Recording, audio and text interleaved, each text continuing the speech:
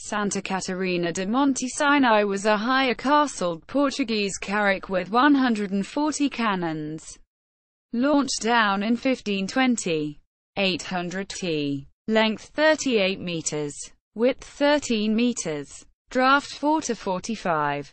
Built in Kochi, India around 1512, it had 2 square rig masts and is depicted on a painting attributed to Joachim Patinir. In 1524, it was the flagship of Vasco da Gama. On his third voyage to India, the ship disappeared somewhere along the route on the return journey to Portugal, which set out from India in April 1525.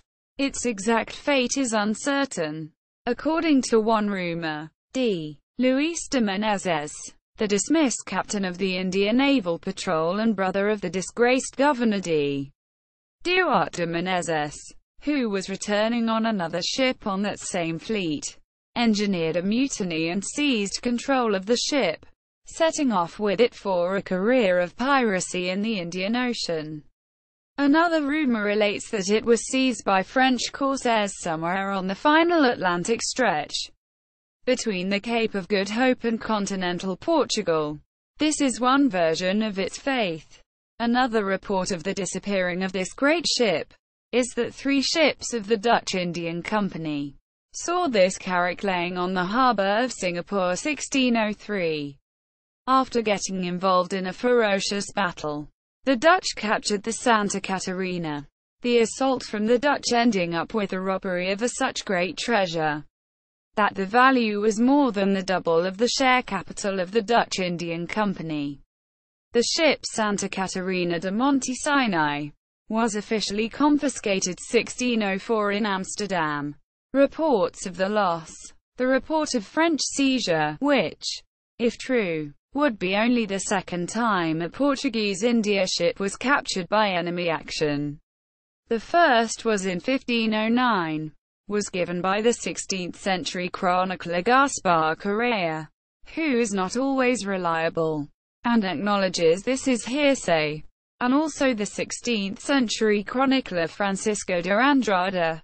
Both Correa and Andrada state that Luis de Menezes went on a Santa Catarina de Monte Sinai, and his brother, the ex-governor Duarte de Menezes, on a different ship, the São Jorge. The chroniclers report that Duarte was under close watch, for fear he might order the ship to make a dart for Castile or France and avoid the justice awaiting him in Portugal. Reaching Mozambique Island, they heard news from outgoing ships of the next India Armada that Duarte's affairs back in Portugal were not as dire as he feared.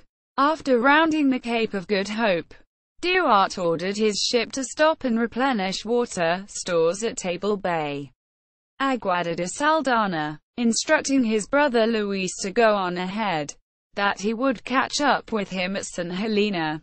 As it turns out, a violent tempest hit the South African coast around this time.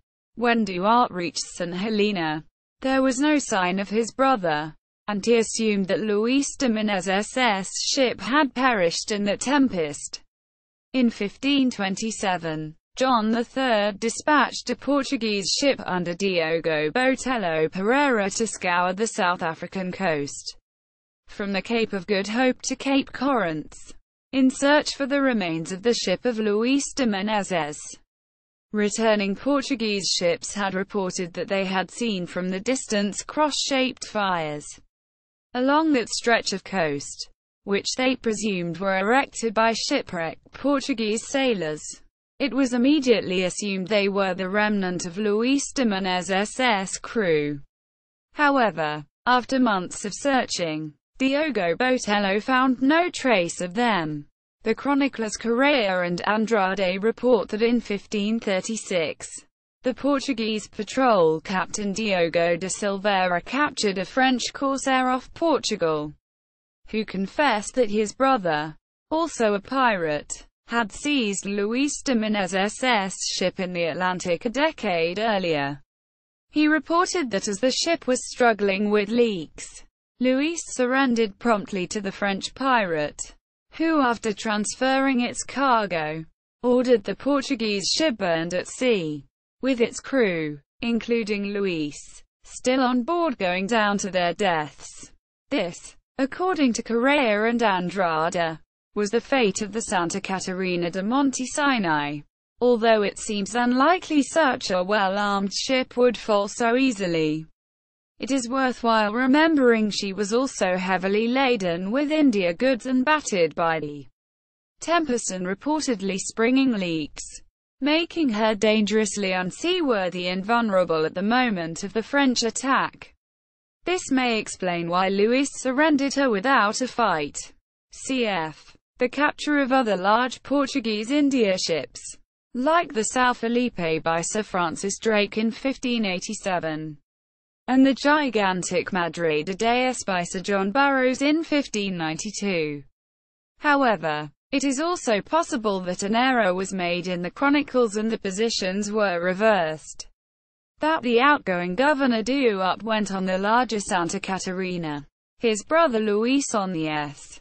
Jorge. In this case, it was the S.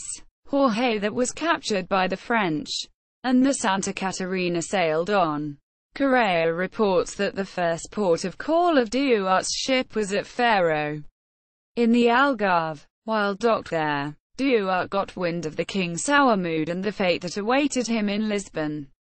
So he smuggled the greater part of his private treasure off the ship into the care of a female cousin in Faro. Duarte subsequently seized control of the ship and, over the protests of the officers, forced them to drop him and the remainder of his baggage in Sisibra, Duarte's seigneurial estate. That evening, while the ship was anchored off Sisibra, a gale arose and the ship was thrown and smashed on the shore.